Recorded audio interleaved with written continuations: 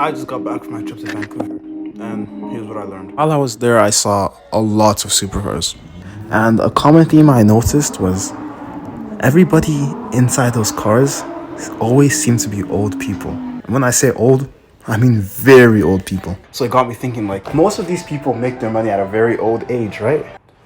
Wouldn't that probably be the same for me as well? Of course, it's possible for me to, like, make it at an early age, but it's more likely that it happens later.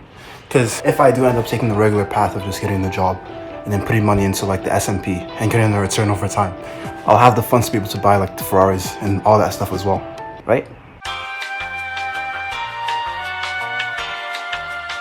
The second thing I realized was I was kind of using money and, like, material items as a way to elevate my social status in my own eyes or in the eyes of other people. During the trip, we rented out a Ford Expedition. And I probably should not be saying this and putting it on the internet, but whatever. I don't care. During the trip, I would we would leave at Tim's and I'd want like the girls talking in there to like see me entering the car because I thought it was like some sort of increased social status or like the people would perceive me in like a different light. I don't know, bro. Like a car that wasn't mine, that was rented. Like it's not even mine that I'm using like to increase my style. It's like a rented car. I never thought I was like the kind of person to use material items in that way, but like I said,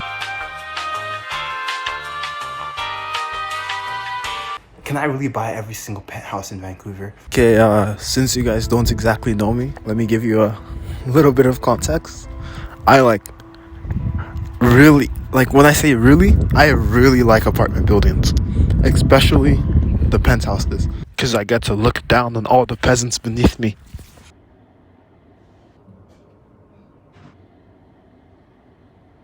You know you're not funny, right?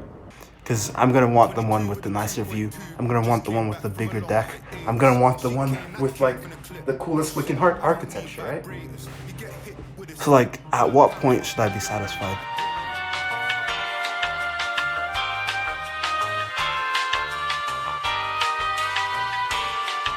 Alex Ramosi talks about this thing where you place a rat on the treadmill, right?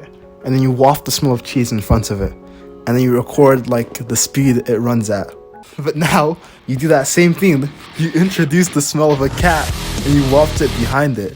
You record the speeds it runs at and it runs like a certain amount faster when it has both the cheese in front of it and it's running for its dear life because it's not trying to get eaten by the cat. So it kind of like proves the thing where you don't just like need the reward in front of you, which is cheese, and like the thing that you're running away from, not trying to die, which is the cat. You need like both of them. In Vancouver, I would say like the things you're running towards would be like the penthouses, the super fast cars, the hot woman, and then the thing you're running away from is that you're not trying to be broke, right? You're not trying to be homeless.